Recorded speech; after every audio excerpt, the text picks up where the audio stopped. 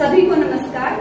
मेरा नाम डॉक्टर उर्मिला है और मैं राजकीय उच्च विद्यालय कुलताना में बतौर एएसएचएम कार्यरत हूँ और यहाँ मैं हिंदी का अध्यापन करवाती हूँ। आज हम जो वीडियो बनाएंगे उसकी सबसे पहले मैं आपको लेसन प्लान दिखा देती हूँ कि लेसन प्लान क्या है और उसके बाद बच्चों से प्रश्न पूछकर, पूर्व ज्ञान के प्रश्न पूछकर हम अपनी वीडियो प्रारंभ करेंगे। तो सबसे पहले चलिए हम पाठ्य योजना देख लेते हैं।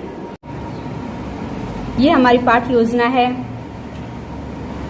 इसमें सामान्य उद्देश्य और विशिष्ट उद्देश्य हैं। इसके बाद शिक्षण सहायक सामग्री, शिक्षण विधियां और ये पूर्व ज्ञान के प्रश्नोत्तर लिखे हुए हैं। इसके बाद उद्देश्य कथन और फिर प्रस्तुतिकरण। प्रस्तुतिकरण में अलंकार का अर्थ, परिभाषा, उसके प्रकार हैं, अध्यापक के कथन हैं, छात्राओं की क्रिया हैं और श्याम पट कार्य है। बीच बीच में बोध के प्रश्न हैं और अंत में उपसंहारात्मक कथन, पुनरावृत्ति प्रश्न और गृह कार्य। सहायक सामग्री के तौर पर हमने ये चार्ट बनाया है जिसमें अलंकार की परिभाषा, अलंकार के भेद, शब्दालंकार, अर्थालंकार, उनकी परिभाषा और उनके भेद लिखे हुए हैं। और अब हम अपनी कक्षा की तरफ प्रस्थान करते हैं। चलिए। गुड मॉर्निंग बच्चों। Good morning ma'am. कैसे हो सब? अच्छे हैं। अच्छा ये बताओ, आज का मौसम बड़ा सुहावना है, बारिश हो रही है ना? Yes ma'am. तुम्हारे यहाँ से भीग के कौन कौन आया? चलो कोई बात नहीं, ध्यान रखना चाहिए नहीं तो बीमार हो जाओगे, है ना? Yes ma'am. अच्छा ये बताओ, हम बारिश से बचने के लिए किन किन चीजों का इस्तेमाल करते हैं? रेनकोट, छाता, ज्यादा कपड़े, या फिर घर में बैठे, है ना? अच्छा कपड़ों से मुझे याद आया, एक प्रश्न पूछती हूँ। जो महिलाएं हैं वो खास अवसरों पर अपने आप को सुंदर दिखाने के लिए सुंदर कपड़ों के अलावा और क्या पहनती हैं? गहने। Very good. और गहने कौन कौन सी धातुओं के बने होते हैं? सोना, चांदी, प्लेटिनम। सोना, चांदी और प्लेटिनम। अच्छा एक बात बताओ, जो गहना शब्द है, गहने के शब्द के पर्यायवाची शब्द कौन कौन से हैं? आभूषण, विभूषण, भूषण। Very good. अलंकार। अच्छा मुझे ये बताओ, अलंकार की परिभाषा क्या है? चलो कोई बात नहीं, नहीं पता तो आज हम अलंकार ही पढ़ेंगे। आज हम अलंकार पढ़ेंगे कि अलंकार की परिभाषा क्या है, अलंकार क्या होते हैं, इसका शाब्दिक अर्थ क्या है, इसके भेद कौन कौन से हैं और इसके उदाहरण। इन सारी चीजों को हम विस्तार से पढ़ेंगे। शुरू करें? Yes ma'am. चलिए। जो अलंकार शब्द है, अगर हम उसके शाब्दिक अर्थ की बात करें कि इसका शाब्दिक अर्थ क्या है, तो अलंकार का शाब्दिक अर्थ है आभूषण। जो अलंकार शब्द है दो शब्दों से मिलकर बना है, अलम जमा कार। कौन से शब्दों से मिलकर बना है? अलम जमा कार। अलम का अर्थ है शोभा या सौंदर्य या सजावट और कार का अर्थ है करने वाला, यानी सौंदर्य उत्पन्न करने वाला या सजावट उत्पन्न करने वाला या शोभा उत्पन्न करने वाला। अर्थात अलंकार शोभा बढ़ाने का काम करते हैं, शोभा उत्पन्न करने का काम करते हैं। अलंकरोति इति अलंकार है। जो अलंकृत करता है, जो सजाता है, वही अलंकार है। क्या है? जो अलंकृत करता है, जो सजाता है, जो शोभा बढ़ाता है, जो सौंदर्य उत्पन्न करता है। जो सौंदर्य उत्पन्न करता है वो क्या है? अलंकार है। अब हम इसकी परिभाषा देख लेते हैं। क्या होता है अलंकार? शब्द और अर्थ में चमत्कार उत्पन्न कर, कविता में सौंदर्य उत्पन्न करने वाले तत्वों को अलंकार कहते हैं। एक बार यही परिभाषा सभी मेरे साथ साथ बोलेंगे। शब्द और अर्थ में चमत्कार उत्पन्न कर कविता में सौंदर्य उत्पन्न करने वाले तत्वों को अलंकार कहते हैं। हम एक उदाहरण के माध्यम से समझते हैं। यहाँ मैंने उदाहरण लिखे हैं वाक्य 1 और 2। वाक्य 1 पढ़ती हूं मैं पहले, फिर मैं दूसरा पढ़ूंगी, और ये बताना कि कौन सा वाक्य पढ़ने में ज्यादा सुंदर लगा, कौन सा वाक्य ज्यादा प्रभावशाली लगा। राकेश की चांदनी यमुना के जल पर चमक रही है। वाक्य क्या बोला है मैंने? राकेश की चांदनी यमुना के तल पर चमक रही है। अब इसी वाक्य को मैं दूसरे तरीके से बोलती हूं। चारू चंद्र की चपल चांदनी चमक रही यमुना जल पर। चारू चंद्र की चपल चांदनी चमक रही यमुना जल पर। अब मुझे ये बताओ कि तुम्हें पहला वाक्य ज्यादा सुंदर लगा या दूसरा वाक्य? दूसरा वाक्य इसलिए ज्यादा सुंदर लगा क्योंकि इसमें अलंकारों का प्रयोग कर रखा है। अलंकारों ने क्या किया? इस वाक्य में सुंदरता उत्पन्न कर दी, इसकी शोभा बढ़ा दी। एक उदाहरण और देखते हैं हम। उसकी आंखों से आंसू बह रहे थे। साधारण लगा वाक्य कि उसकी आंखों से आंसू बह रहे थे। अब इसी वाक्य को अलंकारों का प्रयोग करके देखते हैं हम। सावन के बादलों सी उसकी आंखें बरसने लगी। सावन के बादलों सी उसकी आंखें बरसने लगी। तो ये ज्यादा प्रभावशाली लगा। हम इस चीज को महसूस कर लेते हैं कि वो बहुत ज्यादा रो रही थी, क्योंकि सावन के बादल बहुत ज्यादा बरसते हैं ना। तो इसीलिए इसमें अलंकारों का प्रयोग किया है, और अलंकारों के प्रयोग के कारण इस वाक्य की सुंदरता और ज्यादा बढ़ गई। इन उदाहरणों से अलंकार समझ में आया? एक बात और है, जो हमारा साहित्य है या हमारी जो भाषा है उसमें दोनों चीजें महत्वपूर्ण हैं, शब्द भी और अर्थ भी। कौन कौन सी? शब्द और अर्थ। तो हमारी भाषा में ये दोनों ही महत्वपूर्ण हैं, और इसी कारण जो अलंकार हैं उनके दो भेद हैं। कौन कौन से? शब्दालंकार और अर्थालंकार। कौन कौन से दो भेद हैं? शब्दालंकार और अर्थालंकार। अब हम अलंकार के भेदों की बात करते हैं। जैसा कि मैंने बताया कि साहित्य और भाषा में शब्द और अर्थ दोनों महत्वपूर्ण होते हैं, दोनों की अपनी अपनी महत्ता होती है। उसी आधार पर मैंने क्या बताया है कि अलंकार के कितने भेद हैं? अलंकार के दो भेद हैं। कौन कौन से? शब्दालंकार और अर्थालंकार। कितने भेद हैं अलंकार के? सबसे पहले हम बात करते हैं शब्दालंकार की।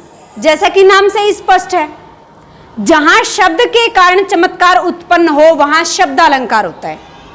क्या बताया है? कि जहां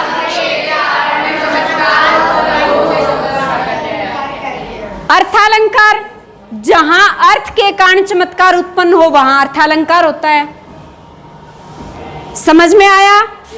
कि शब्दालंकार जहां शब्द के कारण चमत्कार उत्पन्न हो, अर्थालंकार जहां अर्थ के कारण चमत्कार उत्पन्न हो।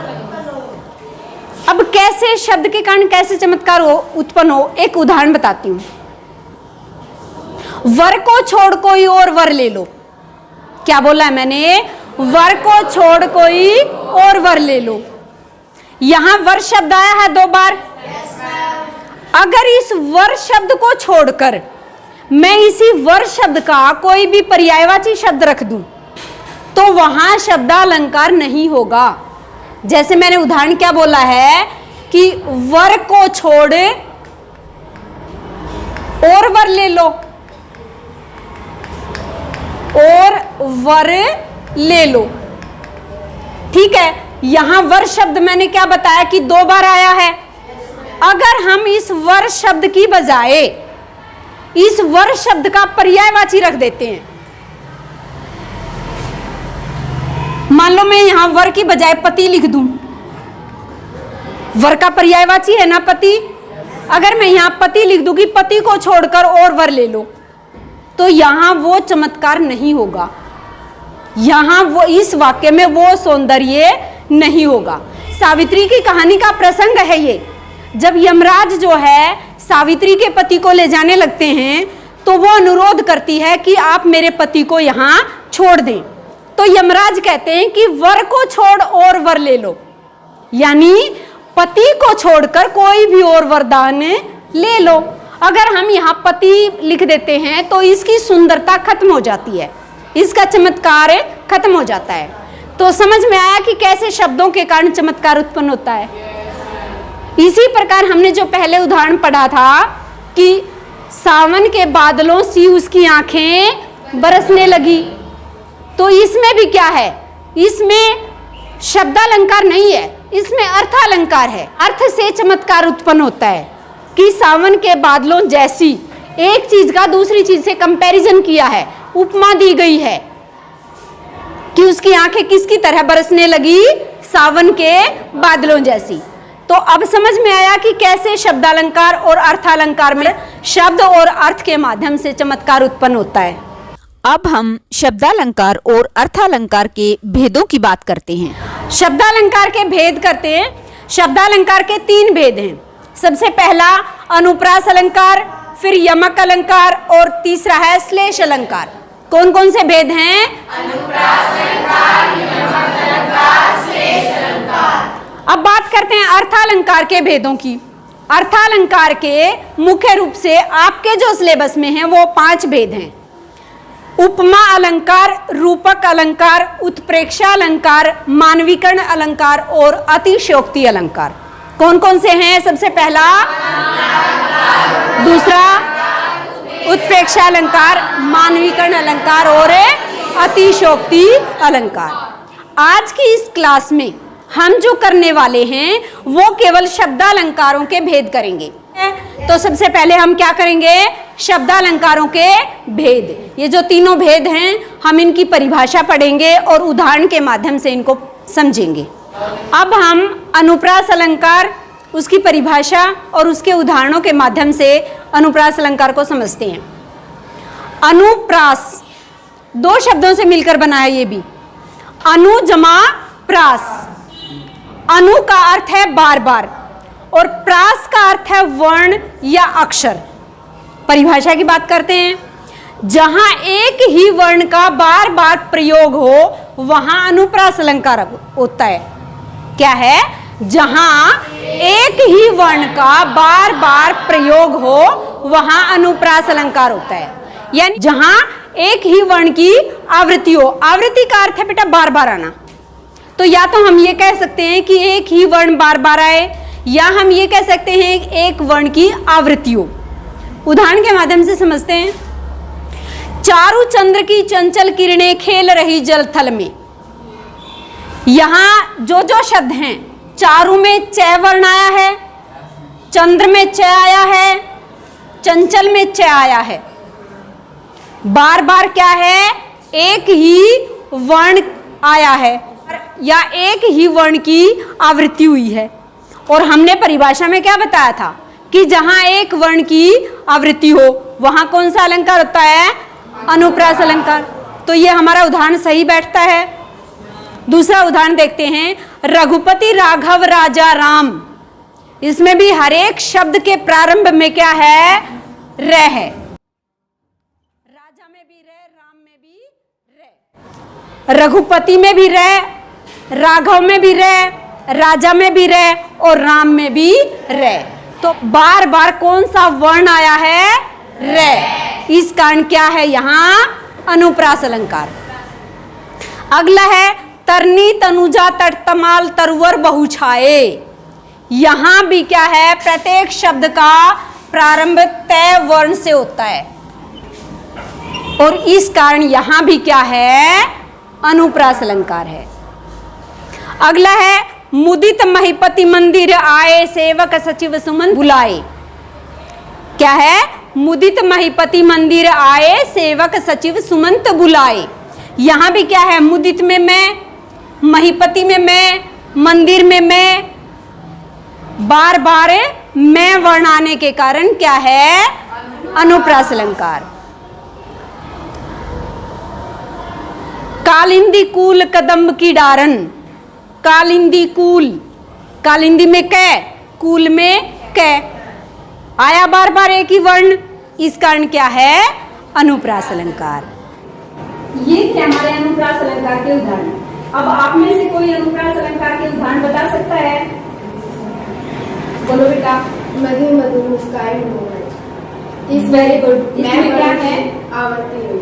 हाँ, मैं वर्ण की आवृत्ति हुई है, यानी मैं वर्ण बार बार आया है। इसका कौन सा अलंकार है? अनुप्रास। Very good. और कोई? मैया मैं नहीं माखन खायो। मैया मैं नहीं माखन खायो। Very good. मैया और माखन में मैं क्या करती हूँ? इसमें मैया, मैया और मैं में क्या है? मैं वर्ण बार बार आया है। Very good. और कोई? साध्वी स्त्री हो गई थी। साध्वी सती हो गई। Very good. इसमें भी क्या है? स वर्ण बार बार आया है। कोई और? Very good. चंदू के चाचा ने चंदू की चाची को चांदनी चौक में चांदनी चौक में करता है। Very good. चंदू के चाचा ने चंदू की चाची को चांदनी चौक में चांदी की चम्मच से चटनी चढ़ाई। तो इसमें बार बार कौन सा वर्ण आया है? इसका ये कौन सा अलंकार है? अनुप्रास। वेरी गुड, शाबाश, बैठ जाओ। तो ये था हमारा अनुप्रास अलंकार। समझ में आ गया? चलिए अगला करते हैं। अब हम यमक अलंकार और उसकी परिभाषा करते हैं। यमक अलंकार परिभाषा, जहां बार बार एक जैसा शब्द आए परंतु अर्थ भिन्न हो, वहां यमक अलंकार होता है। शब्द पूरा का पूरा शब्द बार बार आता है लेकिन हर बार उसका अर्थ अलग होता है। अनुप्रास में क्या था? बार बार एक वर्ण आ रहा था, वो अनुप्रास की पहचान थी। यमक की पहचान ये है कि जहां बार बार एक शब्द आए, एक जैसा ही शब्द बार बार आए लेकिन अर्थ उसका हर बार अलग हो, यानी जितनी बार वो शब्द आएगा अलग अलग अर्थ आएगा। उदाहरण से समझते हैं। काली घटा का घमंड घटा, यहां घटा शब्द जो है वो 2 बार आया है। घटा शब्द क्या है? 2 बार आया। लेकिन हमारी कंडीशन क्या थी परिभाषा के अनुसार? कि हर बार उसका अर्थ क्या हो? अलग हो, भिन्न हो। तो देखें क्या इस पर वो हमारी परिभाषा सटीक बैठती है? घटा और घटा, यहां घटा का अर्थ है बादल, और वो भी सावन के बादल, काले काले। और इस घटा का अर्थ है कम होना।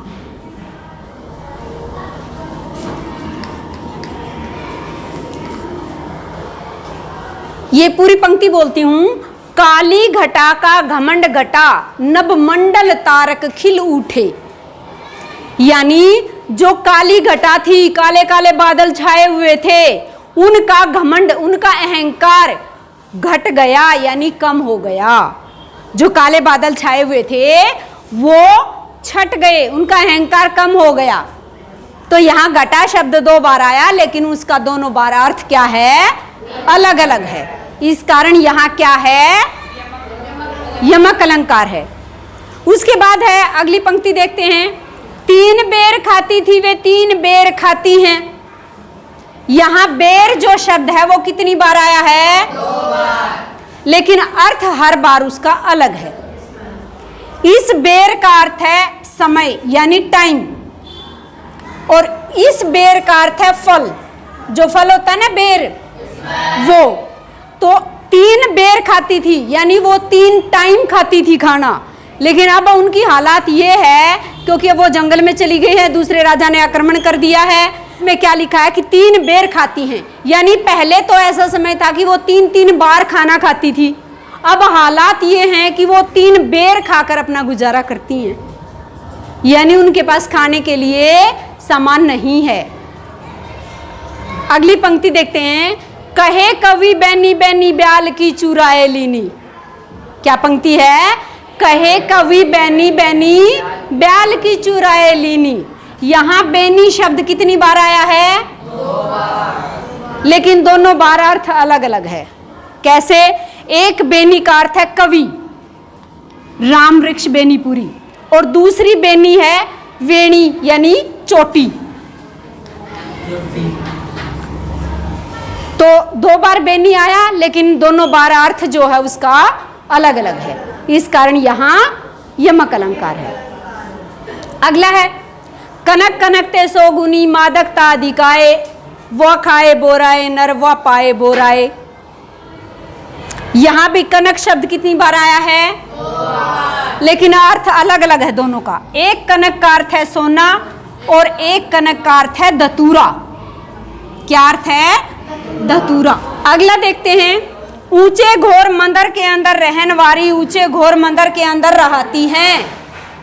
यहां दोनों पंक्तियों में 2 बार मंदिर शब्द आया है, लेकिन अर्थ दोनों का अलग अलग है। एक मंदिर का अर्थ है महल या भवन।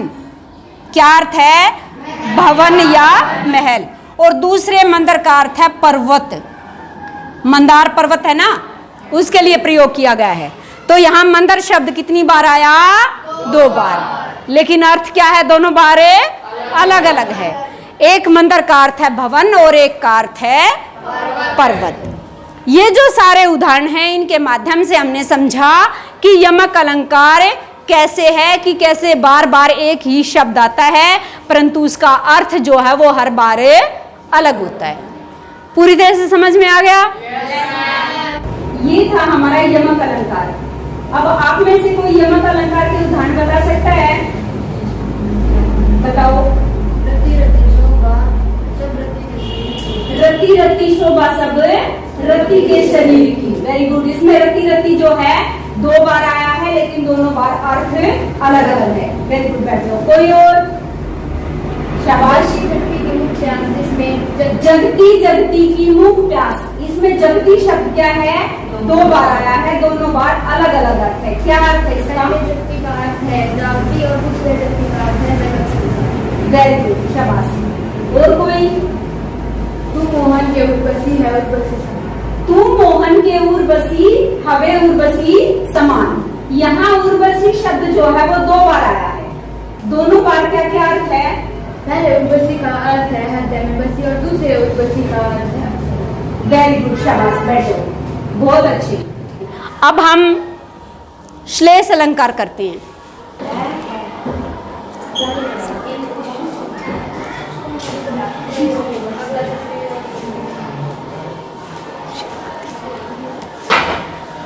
अब हम श्लेष अलंकार, उसकी परिभाषा और उदाहरण देखते हैं। ठीक है। श्लेष अलंकार, श्लेष का अर्थ है चिपकना।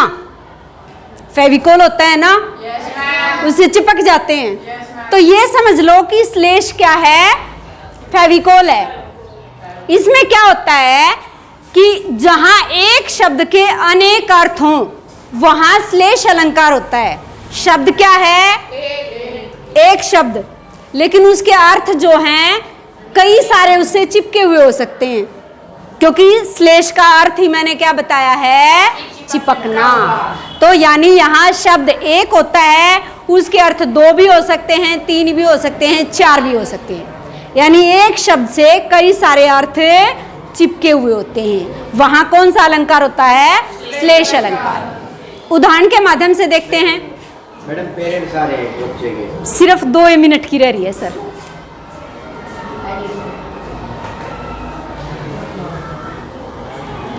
उदाहरण देखते हैं। मंगन को देख पट देती बार बार है। यहां एक शब्द आया है पट। हमने परिभाषा में क्या कहा है कि शब्द क्या होगा? एक। शब्द क्या होगा? अर्थ अनेक। यहां पट शब्द के 2 अर्थ हैं। पट का अर्थ दरवाजा भी है और पट का अर्थ वस्त्र भी है। पट शब्द एक है, अर्थ इसके कितने हैं? 2 हैं। अर्थ बता देती हूं। यहां 2 अर्थ निकलेंगे इस पंक्ति के कि मंगन का अर्थ है भिखारी।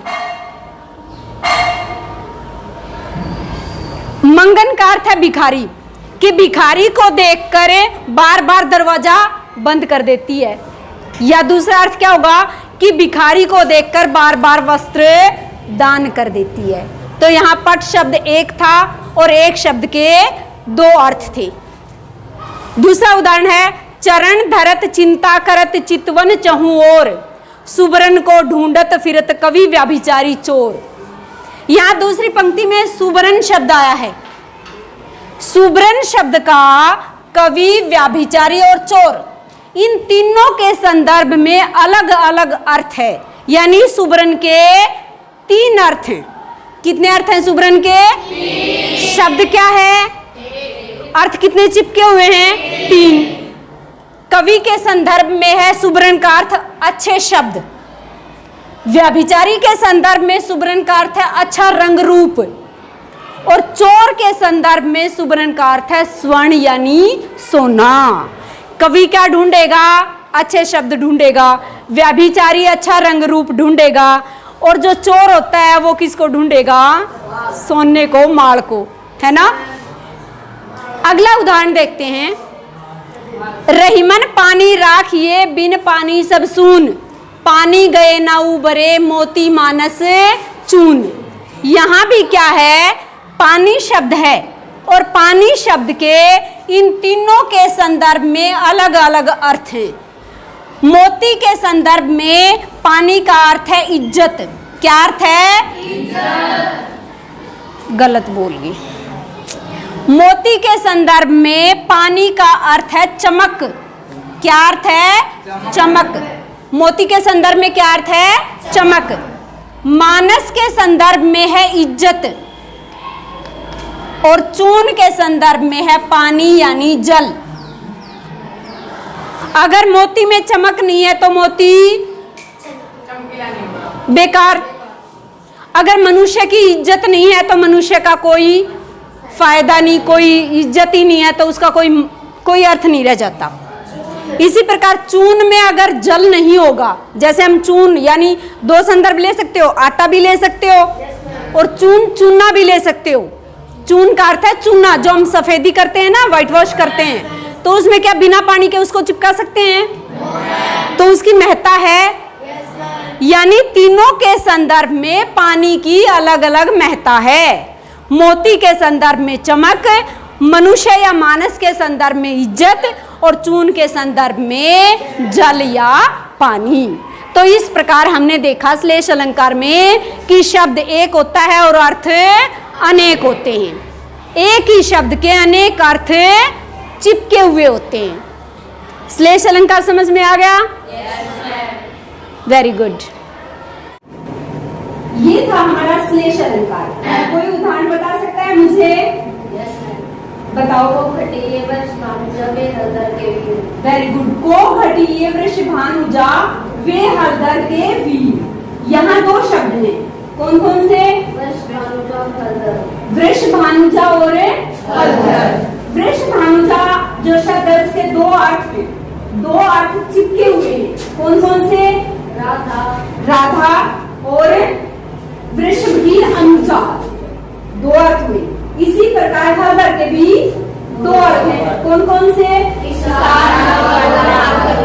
किसान और हल को धारण करने वाला यानी तो दोहरा अर्थ है, यानी शब्द एक है, अर्थ दो है। इस कारण यहाँ कौन सा अलंकार है? श्लेष अलंकार।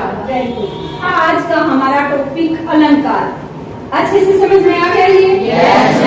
इसके अंतर्गत हमने क्या क्या किया है? सबसे पहले हमने अलंकार की परिभाषा की, उसके बाद हमने अलंकार के भेद किए। कितने भेद थे? दो। कौन से? शब्दालंकार और अर्थालंकार। आज में हमने केवल शब्दालंकारों के भेद किए। शब्दालंकारों के कितने भेद थे? तीन। कौन कौन से? तीन थे। और फिर उसके बाद हमने इसके उदाहरण देखे और अच्छे से समझ आया। अच्छे से समझ में आ गया इसके उदाहरण? अब आपको क्या करना है? ये सारी चीजें जो हमने आज क्लास में की हैं, उन सबको साफ साफ अपनी कॉपी में लिखना है। ठीक है? इसी के साथ हमारी आज की क्लास खत्म हुई। Thank you.